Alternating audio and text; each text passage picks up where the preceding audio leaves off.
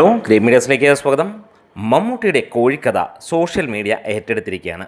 മമ്മൂട്ടി എഴുതിയ മിനിക്കഥ പങ്കുവച്ച് നടനും എഴുത്തുകാരനുമായ VK ശ്രീരാമൻ കഴിഞ്ഞ ദിവസം മമ്മൂട്ടി തൻ്റെ സുഹൃത്തുക്കളുടെ വാട്സാപ്പിൽ കുറിച്ച ആ ഒരു കഥ പറഞ്ഞുകൊണ്ടാണ് ഇത് സോഷ്യൽ മീഡിയയിൽ പ്രചരിച്ചത്. അതിനുശേഷം അത് തീ പോലെ ആളിപ്പടരുന്ന ഒരു കാര്യവും കാണാൻ കഴിഞ്ഞു.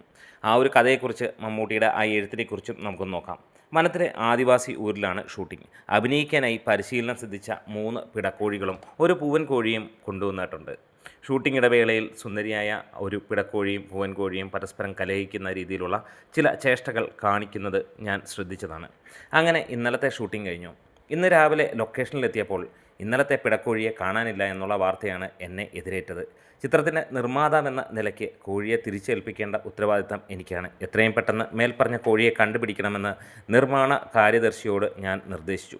സുന്ദരിയായ അല്ലെങ്കിൽ ഈ കോഴിക്കുട്ടിയെ പൂവൻ കോഴി പിടിപ്പിച്ച് കാണുമോ എന്നായിരുന്നു എൻ്റെ ഭയം.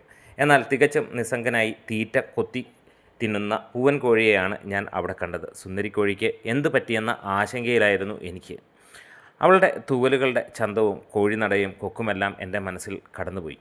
ഷൂട്ടിങ്ങിന് കൊണ്ടുവന്ന ഒരു കറുത്ത പട്ടിയെ എനിക്ക് സംശയമുണ്ടായിരുന്നു. അവനെങ്ങാനും ഇരുട്ടിൻ്റെ മറവിൽ തട്ടിയതായിരിക്കുമോ? അങ്ങനെ പലതും ചിന്തിച്ച് കുറേ നേരം ഞാനങ്ങനെ ഇരുന്നു. 1 മണിക്കൂറിന് ശേഷം നിർമ്മാണ കാര്യദർശി വന്ന് പറഞ്ഞപ്പോൾ ഞാൻ അത്ഭുതപ്പെട്ടു പോയി. എൻ്റെ സുന്ദരിക്കോഴി സുന്ദരനും മല്ലനുമായ ഒരു കാട്ടുകോഴിയുമായി ഒളിച്ചോടിയത്രേ. ഞാൻ പൂവൻ കോഴിയെ നോക്കി. അവൻ്റെ നിസ്സംഗതയുടെ അർത്ഥം നഷ്ടബോധമാണെന്ന് എനിക്ക് മനസ്സിലായി. Shot ready. സംവിധായകൻ വന്ന് വിളിച്ചു. പൂവൻ കോഴിയുടെ വിരഹദുഃഖവും പേറി ഞാൻ ഷോട്ടിലേക്ക് നടയെ കുറിച്ച കഥ ശരിക്കുമുണ്ടായ കെട്ടുകഥ എന്നുള്ളതാണ് ഇതിന് പറയുന്നത്.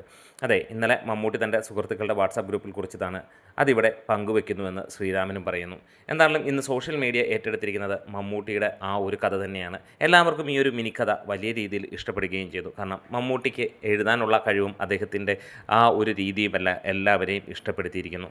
അങ്ങനെ അടൂർ ഗോപാലകൃഷ്ണൻ്റെ ചിത്രത്തിൽ അഭിനയിക്കുന്നതിന് ഇടവേളയിൽ മമ്മൂട്ടിയുടെ ഈ ഒരു കുറിപ്പ് ഇന്ന് സോഷ്യൽ മീഡിയയിൽ വൈറലാകുകയാണ്. ഇതിനോടൊപ്പം തന്നെ നമുക്കറിയാം, ഇന്ന് ഈ ഒരു നിമിഷം ഓസ്കാർ വേദിയിൽ അദ്ദേഹത്തിൻ്റെ ചിത്രം ഭ്രമയുഗം പ്രദർശിപ്പിക്കുകയുമാണ്.